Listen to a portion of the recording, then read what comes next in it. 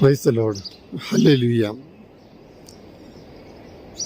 नबी मिका का ग्रंथ अध्याय 2 पद संख्या 13।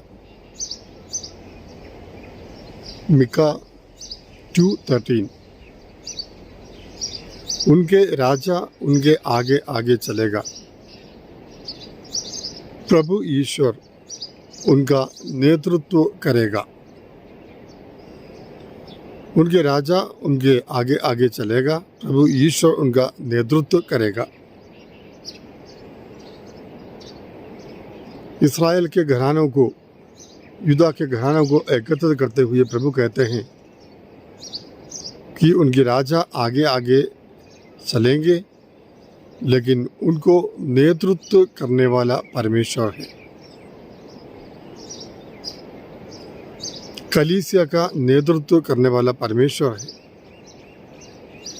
कलीसिया का जो नेता है, या कलीसिया के अधिकारी हो, अगुवाई करने वाले चरवाहे हो, वे सब आगे आगे चलते हैं। लेकिन सच में कलीसिया का नेतृत्व करने वाला परमेश्वर खुद परमेश्वर है। इस बात को कलीसिया के अधिकारियों को अच्छी तरह समझना चाहिए। मैं और मेरे कलीसिया इस विचार को छोड़कर मैं और प्रभु की कलीसिया, इस प्रकार का एक विचार को अपनाना चाहिए। प्रभु की कलीसिया को की अगुवाई करने के लिए हम बुलाए गए हैं। नेतृत्व करने वाला हमेशा परमेश्वर है। यीशु के पुनरुत्थान के बाद 50 दिन बाद पेंतकोस्त के दिन कलीसिया की स्थापना हुई। प्रेरितों पर उस समय पवित्र आत्मा उतर आया। उस समय से कलीसिया की स्थापना हुई है। पवित्र आत्मा कलीसिया की अगुवाई कर रहे हैं। इसलिए विश्वासियों का नेतृत्व करने वाला, कलीसिया का नेतृत्व करने वाला परमेश्वर है। कोई व्यक्ति नहीं, कोई पास्टर नहीं, कोई फादर नहीं, कोई बिशप नहीं। नेतृत्व हमेशा परमेश्वर करता है। एक विचार हमारे मन में हमेशा होना चाहिए। तो इसलिए जब कलीसिया के नेता या कलीसिया की अगुवाई करने वाले, उनके जीवन को देखते हुए आप प्रभु का अनुसरण ना करें। आपको कलीसिया में परमेश्वर के वचन के अनुसार जीते हुए परमेश्वर की दृष्टि में अपने आप को पवित्र व निर्मल बनाने का प्रयास करना है। ईश्वर की दृष्टि में निर्दोष जीवन, यह सच्चा क्रिस्ती जीवन है। तो किसी मनुष्य का अनुसरण करने के लिए हम नहीं बुलाए गए हैं, बल्कि परमेश्वर के अनुसरण करने के लिए, प्रभु यीशु का अनुसरण करने के लिए हम बुलाए गए हैं। यीशु ने कहा, जो मेरा अनुसरण करना चाहता है वह आत्मत्याग करे और अपना क्रूस उठाकर मेरा अनुसरण करे।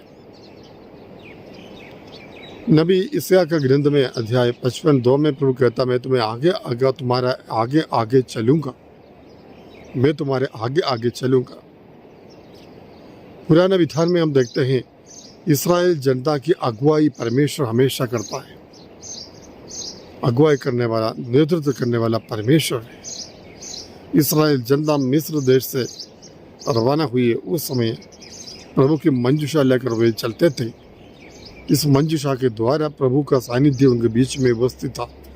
उस सानिध्य, प्रभु का सानिध्य के द्वारा ही प्रभु ही उनके अगुवाई करते थे।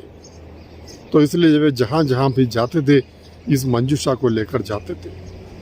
हाँ प्यारे भाई बहनों, मेरा और आपका जीवन का अगुवाई करने वाला, नेतृत्व करने वाला परमेश्वर है। उस परमेश्वर पर भरोसा रखिए, विश्वास रखिए। हम अपने बल पर नहीं, कलीसिया की अगुवाई करने वाले चरवाहे ये ना सोचे कि आपके गुण पर नहीं, आपके जो शैली है या फिर आप में जो क्षमताएं हैं उसके अनुसार नहीं, बल्कि कलीसिया को चलाने वाला परमेश्वर है। उस परमेश्वर की इच्छा पर चलने के लिए प्रयास करें, कोशिश करें। आमीन। सर्वशक्तिमान ईश्वर, आज के वचन के लिए आपको हम धन्यवाद देते प्रभु। नेताओं को आपने आगे आगे रखा, राजाओं को आपने आगे आगे रखा, लेकिन नेतृत्व आप ही कर रहे हैं। इस वचन के प्रति आपको धन्यवाद देते प्रभु। हमारी कलीसिया की अगुवाई कीजिए प्रभु, नेतृत्व कीजिए प्रभु, मेरे विश्वासी जीवन का नेतृत्व कीजिए प्रभु। आमीन। सर्वशक्तिमान ईश्वर पिता और पुत्र और पवित्र आत्मा आपको आशीर्वाद प्रदान करें। आमीन।